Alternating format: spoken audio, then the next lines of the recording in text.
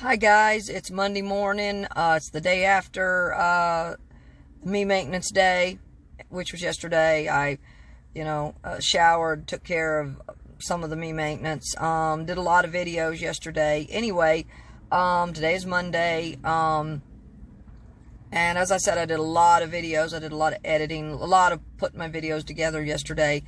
I think I did like 2 or 3 videos yesterday. Anyway, I slept very, very, very hard last night. I slept like a boulder. And this car does not sleep that great. I have not been able to make the back seat work. I'm still working on that. Anyway, I think last night I was so tired, I didn't even have my seat put back. I just had it back a little bit and fell asleep for like half the night with the seat up.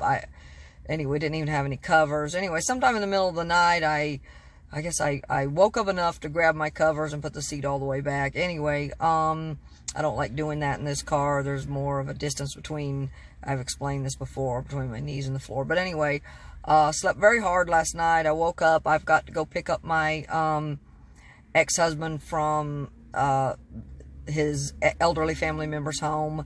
I was supposed to be there at 10 o'clock. It's already 10:30. But anyways, I thought I'd do a little short video. Anyway, I'm going to call this part 0.5 of the aftermath of the tractor trailer accident. Yesterday, I was brushing my teeth. I was doing some stuff, after my shower, and there was just things, that I realized, that made this trauma, if you will, or this accident that much worse. As I've said before, I am in touch with an attorney. I have been to the doctor. I am in pain. But anyway, we're in the process, hopefully, of getting that sorted. Anyway, as I was brushing my teeth, there was a lot I realized, about the accident. And that's what I want to go over today. I mean, when I started this series, I was in my truck and I was just going with it, and it was like the very next morning. So I was at the motel, and it was still very traumatic, and difficult for me to think. I was still in fact, I was sick after the accident, nauseous, felt sick to my stomach. I don't know what that was about, in addition to the pain. So today I'm going to go over, right up from the accident up until after the accident. You've probably heard me say, and I have about 12 more videos. This video will go out before all the other videos, but I mean, I've done about 12 videos, and then I went back and I did part 0 as an intro. Hold on, guys, I'm getting a phone. Hi guys, that was just my doctor's office letting me know that the antibiotic the doctor called me in for my urinary tract infection will not work. He put me on Bactrim to begin with, and he said that it will not work. My strain of, I guess my strain of bacteria is resistant to it. So he called me in some amoxicillin. Anyway, I've had amoxicillin many times. I know toward the end of it, it can cause a little diarrhea, but it's okay. It works very well. Anyway, so I'm glad I took the phone call, because the antibiotics I've got are not going to be effective. Anyway, I knew I'd had a low-level infection for a while, and I've already had antibiotics. The doctor gave me Macrobid about a month and a half ago, and I kept feeling like it was burning, but it was off and on. Anyway, I'm glad now to know for sure, so now I can get on the right antibiotics and, clear this infection up. Anyway, doesn't burn real bad, but it's just off and on, like I said. Anyways, so I'm glad I'm on the right antibiotic. Now I'll be on the right antibiotic now. I just have to go to Walmart and pick it up. Anyway, to continue what I was saying, this video will go out before all the other videos I've done. I've done like 12 videos so far, or maybe a little bit more, because some days I did a couple. But anyway, I wanted to, go over some of the things that really, really kind of got in the way and made this experience that much worse for me. Anyway, we'll start with the accident, the actual trauma. That's difficult. I mean, that one was very difficult. The actual trauma, I mean, I was driving down the interstate normally, normally on the other side of Charlotte through leaving. I had actually left Salisbury, North Carolina, and was headed toward Charlotte, or I wasn't actually going to stop in Charlotte. That wasn't my stop. But anyway, I had to go through Charlotte to get where I was going. So I was headed back to Gastonia. Anyway, I'm driving along normally, and this SUV in front of me literally stops in the middle of the road. I found out later he had stopped in the middle of the road for some tire treads. Turns out he was a young driver, and I've said this before. And you'll hear me say this. You'll hear me say this in later videos. You'll hear me talk about this a lot, probably in later videos. But anyways, he stopped literally in the middle of the road for tire tread. I stopped. And I did stop. I managed to come to a complete stop. Granted, everything in the granted, everything in the seats of my car went flying into the floor. I had some stuff on the back hatch liner. That all went into the floor. Literally everything in the seats and then what was on the back hatch liner went literally flying into the floor. But I did stop. I managed to stop. And then within a few seconds, the tractor trailer behind me rear-ended me, pushing me into the vehicle in front of me. Anyway, I found out later. I actually looked at the citation, because I figured he'd give me a citation. That's just the way it is here in North Carolina. Doesn't matter if you're at fault for rear-ending the other person or not. They give you a citation. It's just the way it is. The attorney did say he's going to handle that too. But anyways, so anyway, really it wasn't my fault. I mean, in all reality, it's the guy in the SUV that stopped in the middle of the road. It's his fault for the accident. But, whether they make him responsible, I don't know. Doubtful. It's just not the way the law works. So literally, I guess you can just stop in the middle of the road, and if you cause a pileup, the people behind you are going to be cited, and they're going to be held responsible, even if you stop in the middle of the road and cause a pileup. Anyway, when the tractor trailer hit me, of course, it blew out the back glass of my hatchback. Of course, my airbag went off. One of the things I want to say, and this is very important, I was wearing my seatbelt, and I will say that's probably what saved my life. I was wearing my seatbelt, and I will say that probably did save my life. So if you're driving and you're even going a mile or two, just don't be lax and not put that seatbelt on. I always wear my seatbelt, even if I'm just driving from here to across the street. I still wear my seatbelt. And I've been in 3 major accidents, and I've always worn my seatbelt, and luckily I'm not dead yet. So, and have not been, seriously injured. So, Anyway, I was stuck in the vehicle. I smelt the car smoking. I could see the car smoking. I could smell it smoking. So I started to kind of get a little panicky. I wanted to get out of the vehicle. It was such a traumatic experience that I think it was not until 15 or 20 minutes later, after I'd managed to get out, that a lady cop had stopped and said, well, is it in the off position? And you know what? Afterwards, I realized I didn't even think to turn the ignition off. I didn't even put the car in park. I mean, I didn't. It happened so fast. Anyway, I was stuck in the vehicle, could not get the door open. I don't know if the frame was so severely bent or damaged that I couldn't get it open. Anyway, several people passed me. I mean, there were people driving by me and just looking. I mean, I guess they were stopping to look, trying to look and see if there was someone dead in the vehicle. That's all I can think. I don't know, but many people stopped and just looked. And I mean, I was starting to get a little panicky, because I was like, I could smell the car smoking. I could smell something burning under the hood. I could smell it smoking. And obviously, I wanted to get out, because I did not know if the car was going to catch fire or not. I didn't know. So I started to get a little panicky, but nobody stopped. Finally, the truck driver that rear-ended me started walking toward my vehicle. And he was walking very slowly. I think he was shaky. He was shaking, I will say that.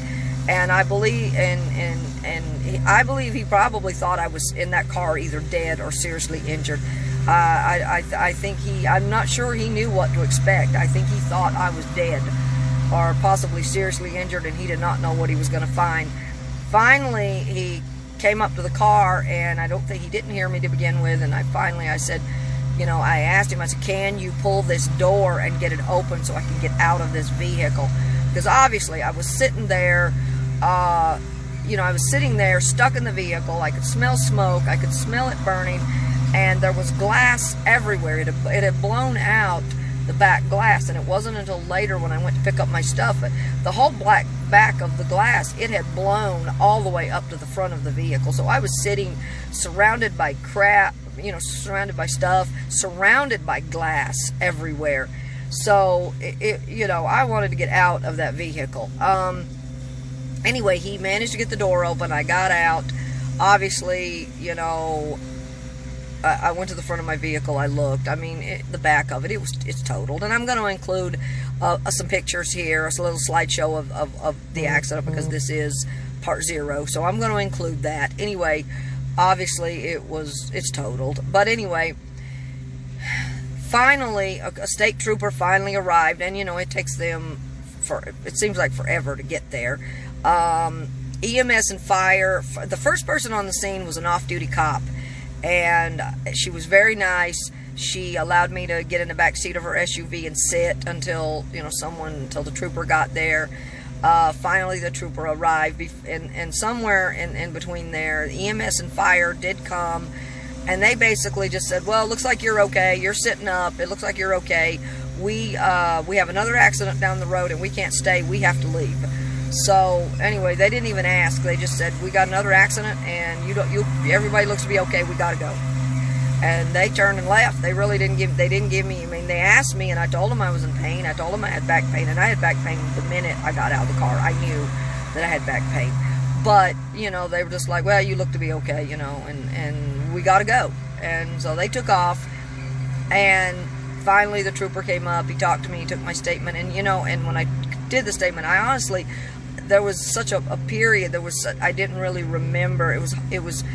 I mean, I knew the guy stopped in the middle of the road, obviously, but I mean, I didn't remember there was a lot details to it that obviously I didn't remember or failed to put in the report. I just didn't remember that. I did remember, and I know that I was maintaining probably 2 to 3 car lengths, because I always do, especially going through busy areas like Charlotte or Atlanta or other big cities. I always maintain 2 to 3 car lengths, and I always go slower because I know how they drive. They zig, they zag, they cut people off, they cut truckers off. It's really bad through these areas. So these big areas, I definitely try to adjust my driving accordingly and drive slower and maintain more distance. But anyway, so I did tell him that, but there was a lot of details I didn't remember to tell him, in the statement he took. I just didn't, because, I'd just been through a very traumatic experience, and being rear-ended by a tractor-trailer is traumatic. Anyway, so finally, the tow truck driver came, got my car. He actually took off. I had already given my statement to the trooper, thankfully. The tow truck driver was in such a hurry to get gone that he actually just opened the door and basically ushered me into the tow truck, and then we took off. And it wasn't until a few minutes later when the state trooper called me and said, hey, where are you guys? I've got your paperwork and your driver's license. Where are you?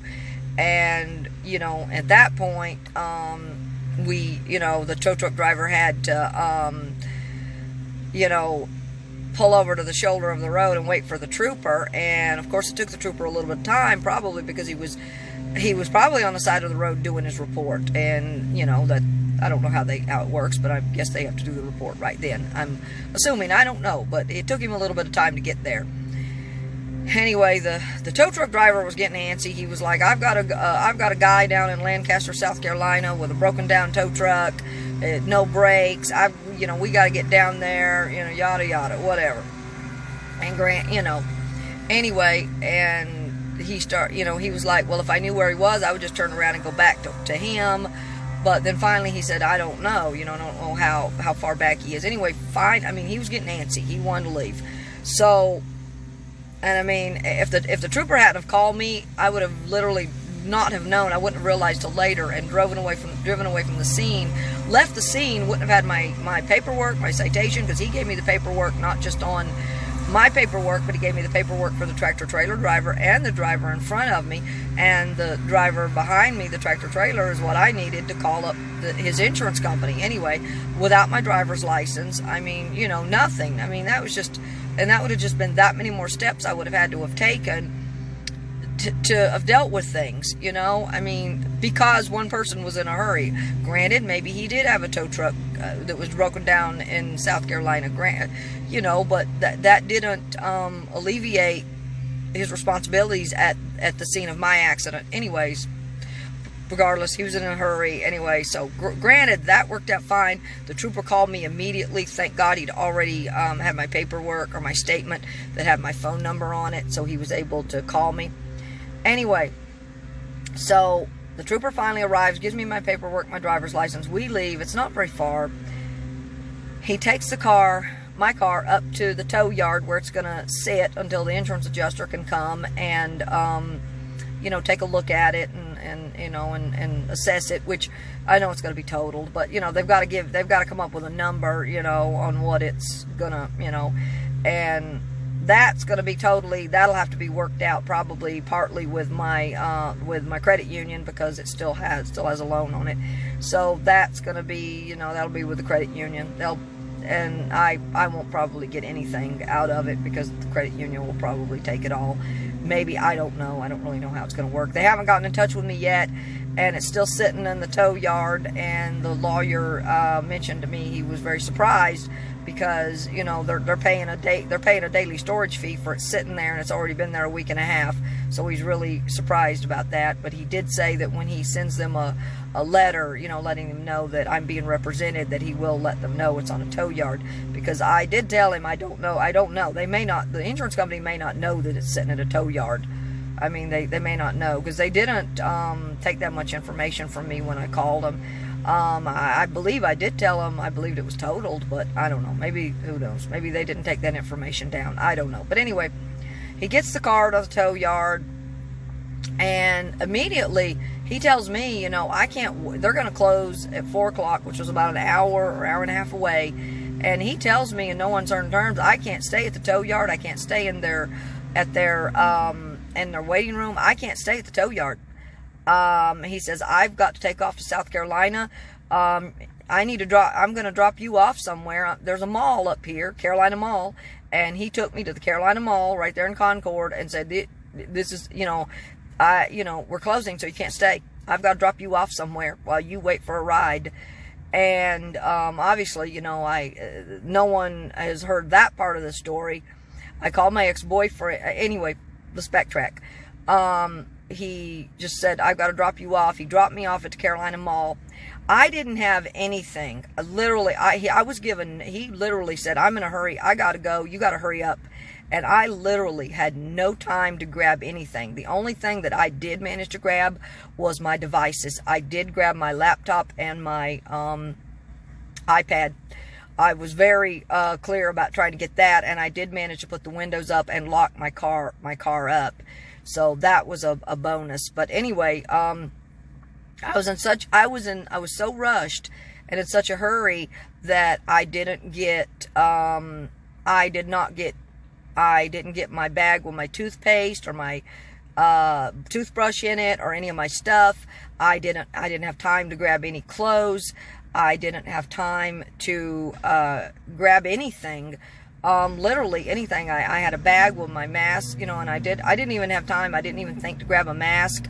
I didn't think to grab anything. I didn't have time. I wasn't given the time. I was literally ushered into the tow truck to be ushered to a mall and dropped off.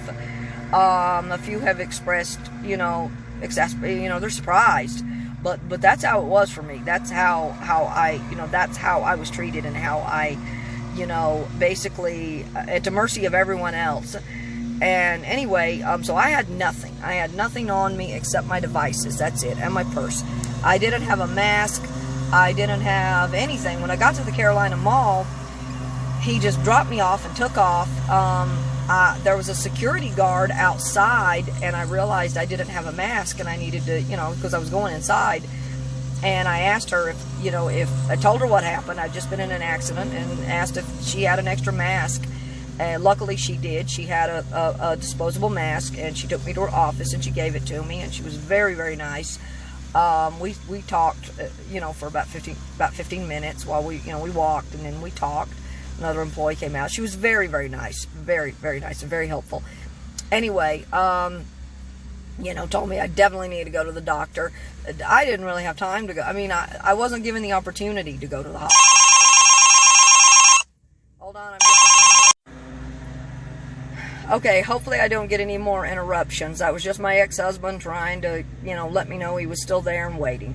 So I'm going to wrap this video up as quick as I can, because I still need to go in the truck stop and use the bathroom, and get my day started. Anyway, but I wanted to do this first.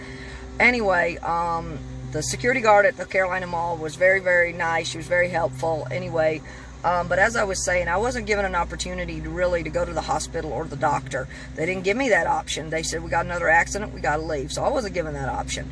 I really wasn't given any options of any kind, really. I mean, I was told where they were going to take me, what they were going to do, and I had no say in the matter whatsoever. Anyway, they dropped me off at the Carolina Mall, and from there, I proceeded to, make some phone calls. Now, I'd already been in touch with my ex-husband, which I knew he couldn't come after me because, at the time, he was at his elderly family members, plus the car he's driving is really, really bad, running on only 5 cylinders. There's no way he could drive, even if he wanted to, because the car's in too bad a shape.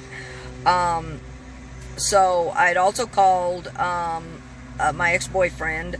I did call one family member, which my ex-boyfriend was like, call him, and I did call my uncle, but he was not in the area. There was no way that he could come. He was about 8 hours away someplace else, so there was no way that he could come, and there was no way he could leave, because he's in, he has, he works and he has a business, so there's no way he could not leave. Anyway,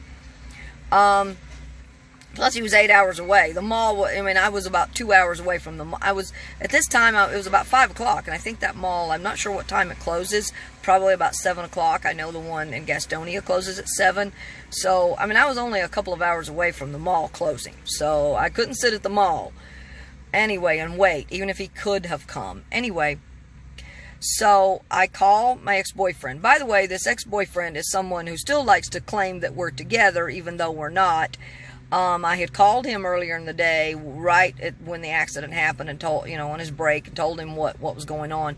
Anyway, by the time that 5 o'clock, or not 5 o'clock, this was about a little bit later. I had asked him if he could come after me, and he had said, whatever, maybe, okay. I don't really know. It was so noisy. I didn't really hear everything he was saying. But anyways, so by now it's about 4:30. And I'm like, are you coming? And I know, and I recognize, and I know that he has to get up and go to work really early. He has to be up about 4:30 in the morning. I know that. I'm aware of that. But still, anyway, I thought I would ask. Anyway, he said, there's no way, his first excuse, now he drives a little tiny Toyota truck, very old. He said, oh no, there's no way I can drive that. That won't, I don't feel comfortable driving that. And I'm like, well, what about your other truck, your F-150? I know it's a big truck and all that, but there's nothing wrong with it. Oh, no, I can't do it. Gas mileage, it would use too much gas. And I was like, I don't have a problem paying your gas bill, but, oh, no, I have to get up at 4:30 in the morning. I just can't. Call your uncle. They started arguing with me about call my uncle. And I was like, my uncle is 8 hours away. There's no way. Well, just go to a motel. And I'm like, wait a second. I'm like, I don't have anything with me. I have no toothbrush, no toothpaste. I have no clothes. I literally have nothing with me. I did get upset. I got upset because this is a person who says, oh yeah, he tries to pretend like we're still together. Well, we're not. And that made it very, very obvious. And that's something that, something else that bothered me. It did. And, but obviously we're not together, so whatever. I try to figure things out on my own. And So I was stuck at the Carolina Mall. I didn't have anyone I could call. You know, and my other family members that are closer, they wouldn't have come and helped me if I could have gotten in touch with them. They wouldn't have come and helped. I know my aunt wouldn't have. She said, there's no way I can drive up there. My uncle, he drives another uncle drives all over, but he would have said no. And I know he's had some health issues. So, and he has had a lot of health issues. So I will grant that one. But, so there I was at the Carolina Mall. The mall's going to close within 2 hours. I have no ride home. I have no way of knowing how I'm going to get home. I'm getting upset because I have no way of knowing how I'm going to get home. Anyway, I call my ex-husband, I couldn't get in touch with him, so I called and talked to, I guess, the family member's daughter was there that day, and I talked to her a little bit, and she gave me some ideas, which I did try. AAA was no help. She suggested AAA. They were of no help. Really, nothing anyone suggested really helped me. I do have the Lyft app. I do have the Uber app. I tried Uber first. Uber was a no-go. I finally decided, worst case scenario was hopefully Uber could at least get me to a motel and I could figure out what I was going to do the next day. And I kind of already had it in my mind. If I couldn't get home any other way, then I was literally stuck. And if I'd been farther away from home, I would have been stuck. I would have had to went to the motel, and I would have had to went to a car lot the very next day and purchased a car. I mean, I would have had to purchase something, which is kind of what's happening anyway. But I would have had to have just went to a car lot and bought something, and it wouldn't have mattered whether I wanted that car or didn't want that car. I would have had to have purchased it. So anyway, that was kind of where I was. I figured if I couldn't get an Uber or a Lyft, I did find Lyft was willing to take me home, drive me the 2 hours to my ex-husband's. Then I was just going to have to go to a motel and then get up the very next day, get a Lyft to do a little bit of research online, go to a car lot. At least I had my devices, and go to a car lot and find a car, go get my stuff out of the little one, and just buy another car. And I knew, that was a possibility, and I knew that, it wouldn't matter if it was a car I wanted or a car I particularly liked. I knew that I had to get something. I had to be able to buy something within my price range that I could pay for. So I knew, that it wasn't going to matter whether I wanted it or not. It was just a matter of I had to have a vehicle. So it really wasn't going to matter if it was something I liked, something I wanted. I knew I had to buy something, and that's kind of where I'm at, It's where I'm at now. I'm able to take a little bit more time because I was able to, borrow something. But anyways, which I was lucky about that. But anyways, so I went to Carolina Mall. Finally, I just I'm like, okay, I don't know if I'm going to have to go to a motel because I don't know how far Lyft will take me. Uber had no drivers available. And I've encountered that a few times on the Uber app. Anyway, so I went to the Lyft app. And luckily, 2 drivers popped up very quickly I was actually very surprised. A driver and a Hyundai Ioniq showed up within probably about 10 minutes. I was very, very surprised. And I was just grateful. I was really just grateful that someone arrived, to pick me up and take me where I needed to go. So he took me the 2 hours to my ex-husband's. It cost me $232 plus his tip. It cost me $252 total with tip. It cost $252 to get to my ex-husband's. When I got to my ex-husband's, I really didn't have, I didn't have anything there. The car was like bad. It was really, really bad. There's no furniture in my ex-husband's house, so there's no bed for me to sleep on. And my ex-husband said, hey, why don't you go to a motel? I'll take you over to the motel. And so I went to a local motel. I checked in. I actually stayed there for about 4 or 5 days, trying to get my head together and try to get a few things sorted. Anyway, so that's where and that will go up into the first video, the video where I'm in my truck. But let me give, I'll go forward a little bit more. Anyway, dropped me off at the motel. Needless to say, he came back a little bit later maybe the next day, and decided he wanted to stay. I talked about this. I will talk about this in another later video. But anyways, he came one stay, and he was still on a runner of drinking, which I really didn't like. But you know what? I was just glad to have a bed to sleep in. I was glad I got home. Granted, it cost me $252. I was glad, he did pay part of the motel, but I paid for a couple nights, and he did pay for the other 3 nights at the motel. So, I was lucky. I got a good motel bill. I only paid like $121, and he paid the rest of it. So, I'm very lucky there. Anyways, I'm sure he'll figure out a way to get that money back from me some other way at a later date. I'm sure he will, but for right now, the $120 I paid, and then he paid another $160. And anyways, so I think the first day I was nauseous and sick, and I really didn't do much of anything. I did try to get in touch with the insurance company. Actually, I take that back. It was a couple days before I got in touch with the insurance company. I touched base with my insurance company, and the driver in front of me had not filed a claim yet. So I've still got to touch base with my insurance company. I don't know what's going on with that. Anyway, so the next day I did nothing. I was sick. I was nauseous. The day after that, it was a Friday, I did finally start trying to get a little bit done.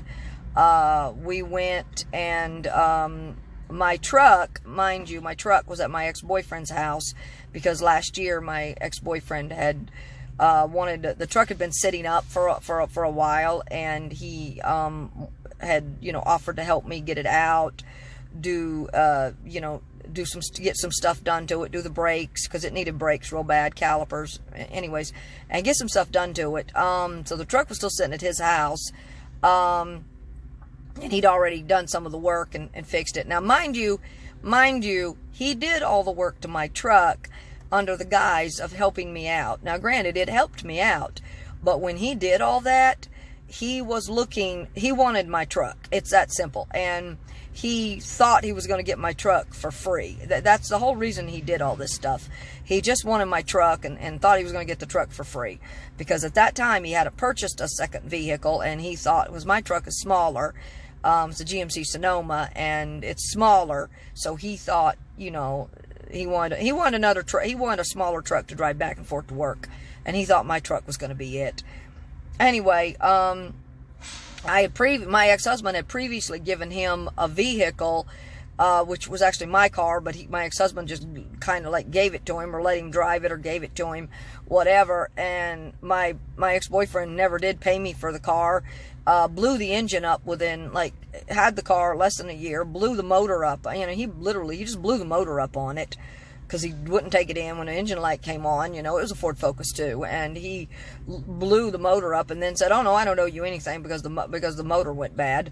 The part of the reason the motor went bad was because of him, because he didn't get it checked out when he should have. But anyways, and my ex-husband is the one I really didn't, he just kind of let him have it because my ex-husband was driving the car, and then I guess he got to a point where he didn't want to drive it. Anyway, anyhow, so fast forward, we picked up my truck. Luckily, some of the work had been done on it. It still needs work though, and it still needs some stuff done, but it's some maintenance. Anyways, so we picked my truck up, and thank God we did, because I really, the car that my ex-husband's driving, I was like, I do not feel comfortable driving this. This is driving and running so poorly and so badly. We barely got the car up to, because my ex-boyfriend lives up on a mountain, and we barely got that crappy running on 5-cylinder car up there to get my truck. Anyway, I pick my truck up, I get a little bit done, I go get an oil change, I get a couple things done. There's a little bit of body work. I know I talked about this. The mirror came off. There's some body work needs to be done. But other than that, the truck was, run fine. It was fine, running fine. Anyway, and we have driven it. I have driven it in between then. I just hadn't had the reason it stayed at my ex-boyfriend's because at the time I didn't really have a place to put it. So that's kind of why it stayed there. I've driven it in those months, but it, I didn't have a place to put it, so it stayed at his house until I figured something else out, put, storage, because I have put cars in storage before. Anyway, so we picked the truck up, we okay, Monday, you know, we've got it all set up. We're going to go get a spider net to cover up my stuff because we're going to put my stuff in the bed of the truck. We do all that. Monday, we go up to Charlotte, or Concord rather, to get the stuff out of my car. And lo and behold, and I've talked about this, this is in a later video, you're going to see this, truck breaks down. I was supposed to get some furniture from the daughter of the elderly family member to, you know, help me out, so I would have a chest of drawers, a dresser, and a bed, at least a bed. I found out later that I was supposed to get the bed. My ex-husband told me I was getting the bed, but then I found out I wasn't getting the bed, but I was going to get the frame. So at least then I could have just went to Badcock or even Big Lots or someplace, mattress store, whatever, and got a bed. But you'll see this in a later video as well. She gets angry. She gets angry because my truck breaks down and then refuses to give me the furniture. So as of right now, I'm either in the house, sleeping on the floor on a yoga mat, or I'm inside this car, which, believe it or not, is not that comfortable. But it's what I have right now. It's what I've got. So I'm working with what I have. People have told me on one of the forums I've been on that I can... if I get a car with split folding seats, I'd like to find a van, but I haven't found one yet. So I'm still looking and I haven't found it. So I'm probably just going to have to buy a car, maybe. Anyway, I'd like a van or a good size SUV. I know I've talked about the GMC Acadia. I really would like one because it's very roomy. The Honda Pilot's another, but it's very pricey. Anyway, so as of right now, I'm either in this car, which is not the greatest, or I'm sleeping on a yoga mat in the house, which the house is cold because, as I've talked about in later videos, the furnace went out, and that's like $6,000 right now. I can't do anything about that, so it's kind of cold, and we only have a space heater, and it's cold.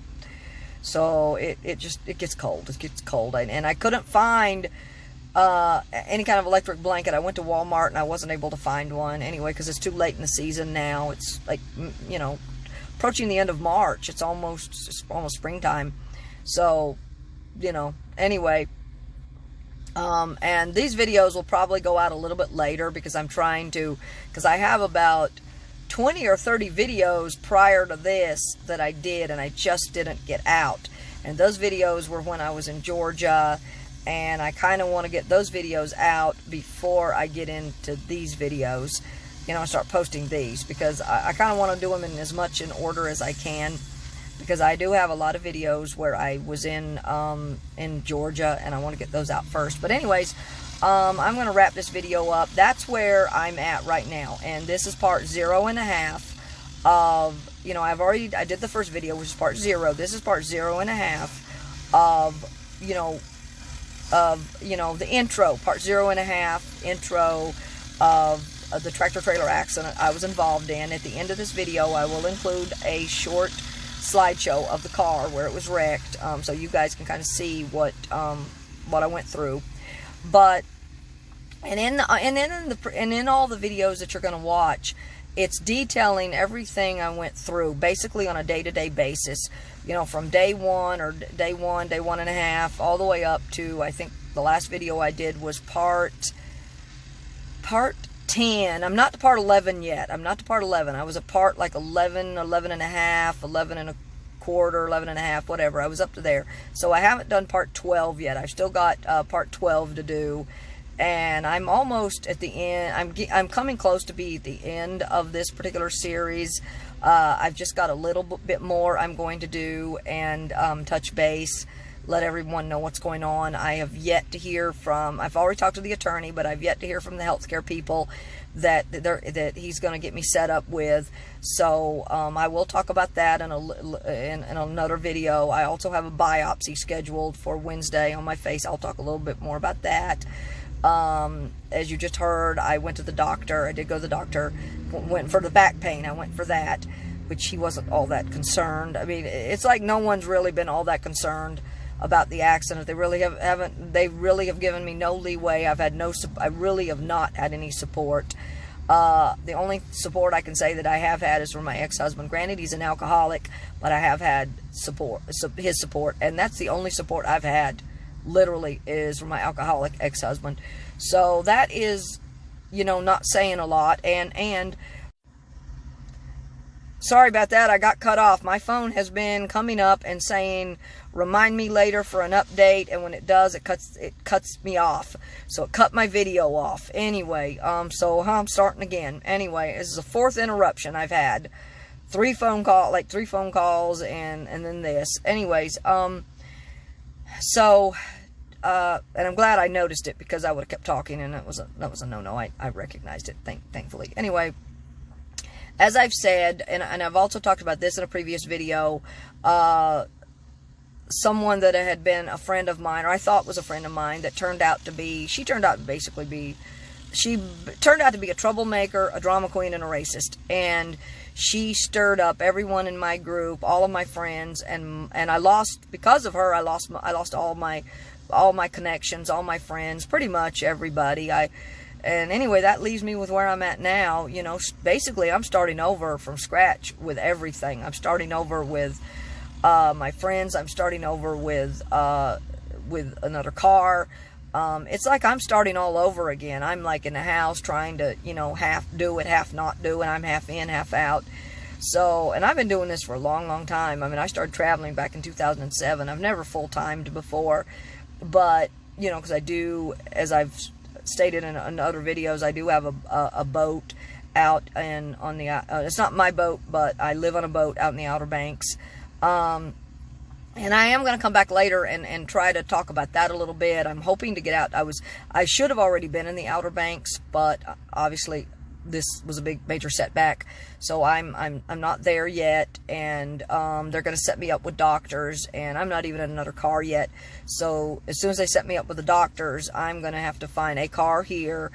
I know the borrowed car I'm still in, you know, I'll have access to that for a little while longer anyway, but, you know, I'm going to have to find something else. Obviously, I've been talking about that a lot, and then they're going to set me up with doctors here, so I'm going to be here for probably, in this area where my ex-husband is, for another, probably, I don't know, a few months. Maybe sometime in between there, and I can get out to the Outer Banks, get back to the boat, at least check it out. I know he had a lot of work done to it, did some modifications to it, remodeled it, whole nine. He sent me some pictures. I'll be able to do that, but he sent me a bunch, you know, and I'm not there yet. I'm not going to be able to be there yet for a while. That really bothers me, because I do, it's very peaceful out there. I live right on the water. I'm on the water, so I love it. But anyway, I'm going to conclude this video as quickly as I can, because I've talked long enough. I need to get out, go in the bathroom, get my day started. Anyway, and I've said this before, I say anyway a lot, and I apologize. I repeat myself a little bit too much, and I apologize. So, anyway, this video will line, hopefully, right up with part 1, and that's when you'll see me in the motel and I'm in my truck. So, because that's the first video I do, is when it's not the day after, the 2 days after, because the first day I was really nauseous. So I didn't do a video until I was in my truck. So this is going to line up, hopefully, as much as it can with the first video I do. And then I am up to about 11, and then in a couple days, or tomorrow, or whenever I have time, I will come back and line everything else up, you know, and talk more. But as of right now, I don't have anything else to add. You know, I'm just waiting on the healthcare providers to call me and set up my doctor's appointments, and then I have a biopsy on Wednesday. So there's really nothing until then. If I have something else I want to talk about, I will probably do that. I do know he sent me the pictures of the boat, and I kind of do want to introduce everybody to the boat. My landlord already made it clear he's not real hip on me doing video when I get out there. But anyways, I'm going to talk a little more about that later. But right now, I'm going to conclude this video. I've got to get in the truck stop and start my day. So, this was part 0.5, and of everything, where I didn't have anything really on me, and you know, and that didn't make this situation easier, I can tell you. The way that the situation went for me, that really made it a lot more difficult. If I'd had time to at least got some stuff, you know, I could have went to a motel locally if I'd wanted to, and purchased a car locally if I'd wanted to. but I wasn't really given those options. I just didn't have, I mean, I didn't have anything on me when, in fact, when I got to my ex-husband's house and he said, I'm going to take you to a motel, I was like, I don't have anything. I mean, I had clothes. Fortunately, I did have some clothes left over that were at my ex-husband's house, partly because the car that previous to my or the 2 cars previous to my Focus is sitting there, and I had a bunch of clothes in it. Anyway, I had some clothes at my ex-husband's, and he had to give me a toothbrush and toothpaste. I mean, it was late. It was like 9 o'clock at night. I was very tired, and I was like, I don't even have a toothbrush or toothpaste. He says, here, I've got a toothbrush and I've got toothpaste. So anyway, so that's, and I had to shove it in a bag, a plastic bag, I mean, shove my clothes in a plastic bag and take them. I mean, that's, things could have been a lot easier for me. I can tell you that. It was a very traumatic experience, and it could have been a lot easier, but it wasn't made easier. So anyways, that is the start of my story on the bad accident, and so this will line up with the next one, hopefully. Anyway, I gotta start my day, and as always, have a good day, good night, God bless.